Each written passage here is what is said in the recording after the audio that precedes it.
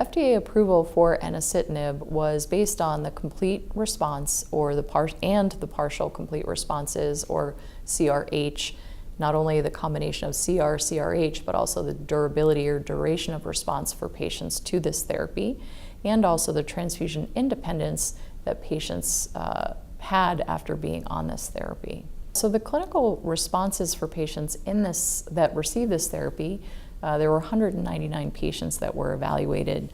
The CR responses were 19-20% for patients that were on this enasidenib 100 milligrams by mouth daily.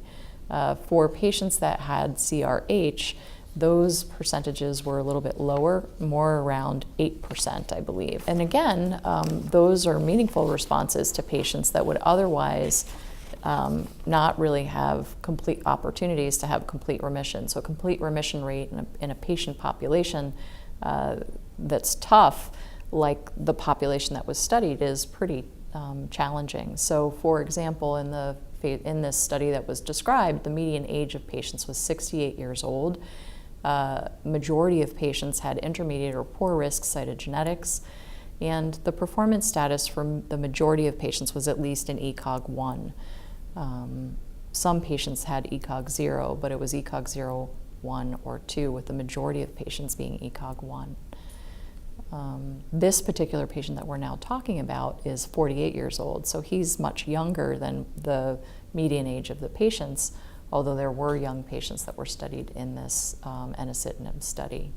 When we talk about responses, to your earlier question, the overall response rates for patients was around 40%.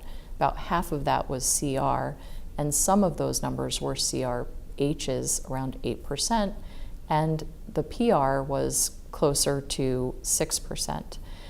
For some patients, they also described this morphologic leukemia-free state, and that was also in the percentages of 8 to 9%. So all told, the overall response rate for patients got to about 40% when you combine all of those pieces together.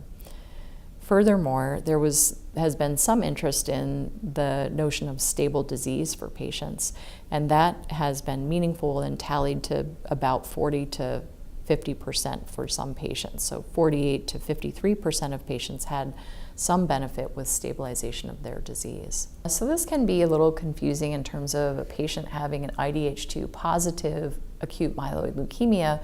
They go on this therapy, and what we know is that IDH2 mutation causes an accumulation of 2-hydroxyglutarate in patients, and in both the cell lines and also mouse models, we were able to see that enasidenib can cause 2-hydroxyglutarate levels to decrease. For many patients in this study, we were interested, or the scientists were interested in determining, are those patients that are the responders the ones that are getting complete elimination or eradication of IDH2? And that correlation, unfortunately, did not unfold in this particular study, where even though there was persistence of the IDH2 mutation, patients could still actually have responses. And so I think we are still working hard to better understand and refine what that exactly means for all of our patients, whether it's IDH2 or any of these other mutations that we evaluate using next-generation sequencing. So we're really in this wonderful era right now where we're digging deep and trying to really understand some of the pathogenesis of these genomic alterations.